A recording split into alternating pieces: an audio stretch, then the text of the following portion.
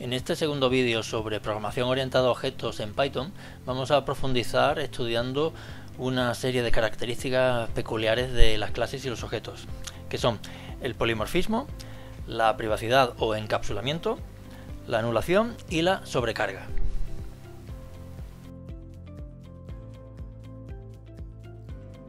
El polimorfismo es una cualidad que destaca la capacidad que tienen las entidades o variables en Python de adaptarse, de ahí el nombre polimorfismo, múltiple forma de adaptarse a distintas clases. Para verlo mejor, miramos el ejemplo que tenemos aquí a la derecha. Este es el programa que usamos en el primer vídeo, pero hemos cambiado, para ver el funcionamiento, hemos cambiado el método de cada una de las clases que hacían el ruido, que antes tenían nombres distintos y ahora pues las hemos llamado igual. Ruido, ruido, ruido, en los tres animales. Hemos añadido una función aquí abajo, ruidos, que es la que va a hacer un bucle para que cada uno de los animales haga el ruido, y aquí tenemos ya los tres objetos creados y una lista con esos objetos. Si le damos a ejecutar, lo vemos aquí a la izquierda, pues han salido los tres ruidos de los animales. Entonces, ¿el polimorfismo en qué ha consistido?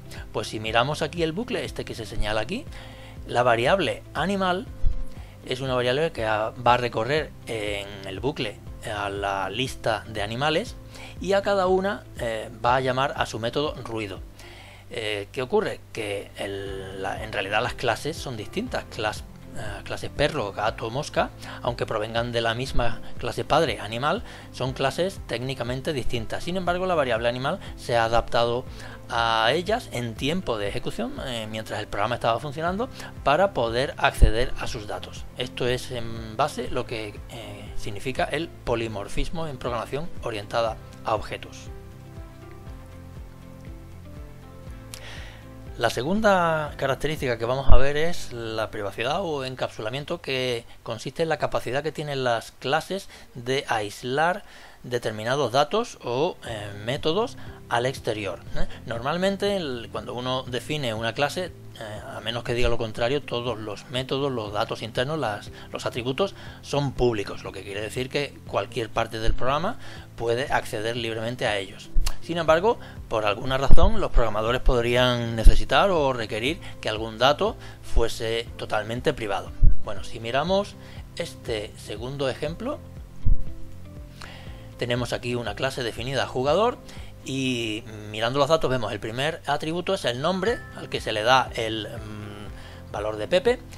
El nombre es público, entonces se puede acceder fácilmente a él desde fuera. El segundo dato, edad, tiene un subrayado previo. Este dato es privado. Sin embargo, Python no restringe su acceso. Entonces, aunque se toma por convenio que ese dato edad es privado y no debería usarse desde fuera de la clase, pero en realidad sí se puede. Sin embargo, el tercer dato, el tercer atributo, color, lleva un doble subrayado previo, y ese, como veremos ahora, pues no se puede acceder, es totalmente privado e inaccesible desde el exterior de la clase.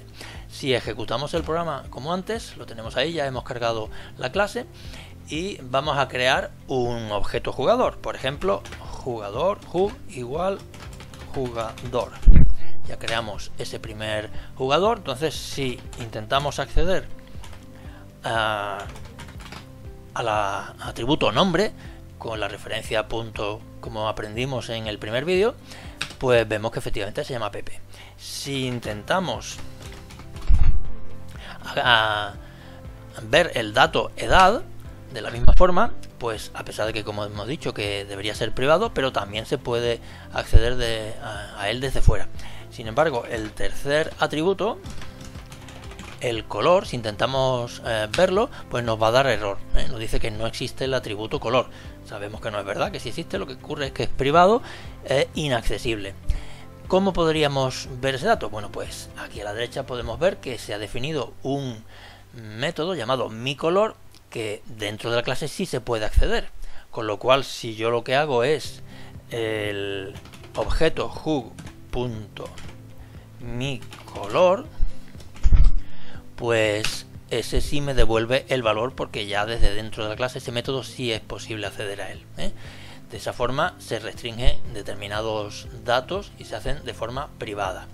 Bien, otra característica de los datos en Python es que se pueden acceder a ellos individualmente, objeto a objeto, o en forma global acudiendo a la clase. Si definimos otro objeto de la clase jugador, por ejemplo jugador 2,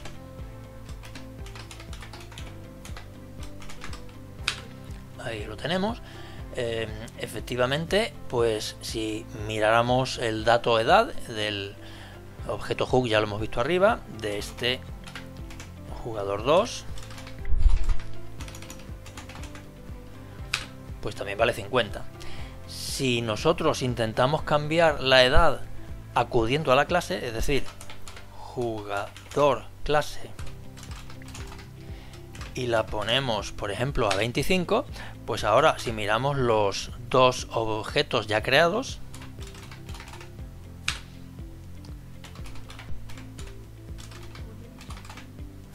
vemos que se ha cambiado en ambos.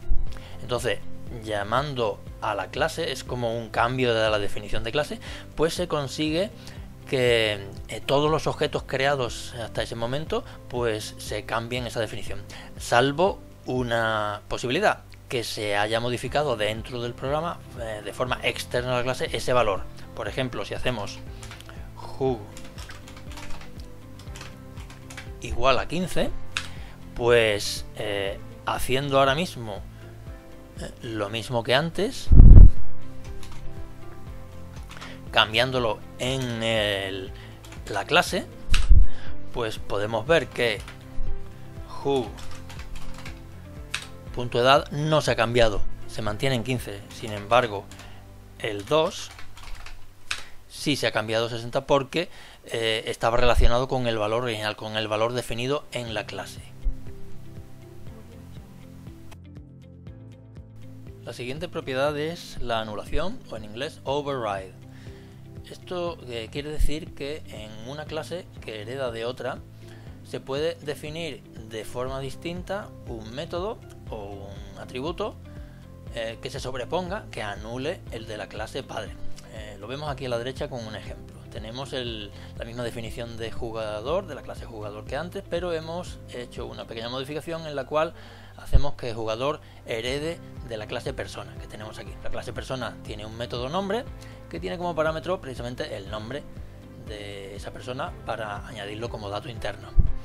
Y sin embargo la clase jugador, que es una clase hija, pues también tiene el método nombrar. Entonces se va a sobreponer, va a anular al método nombrar anterior. Lo vamos a ver ejecutándolo. Lo tenemos ahí ya. Y vamos a crear una persona. Por ejemplo, Luis igual va a ser una persona. Y Juan pues va a ser un jugador. Bien, si hacemos que Luis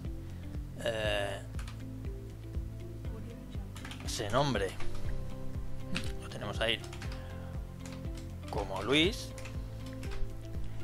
pues efectivamente funciona. Y sin embargo, si hacemos que Juan se nombre como Juan solamente, igual que Luis, pues nos da error porque estaba previsto que, de acuerdo con la definición del método nombrar en la clase jugador, falta el argumento juego, es decir, que no se puede usar la definición de la clase padre. Sin embargo, si lo hago con todos los parámetros,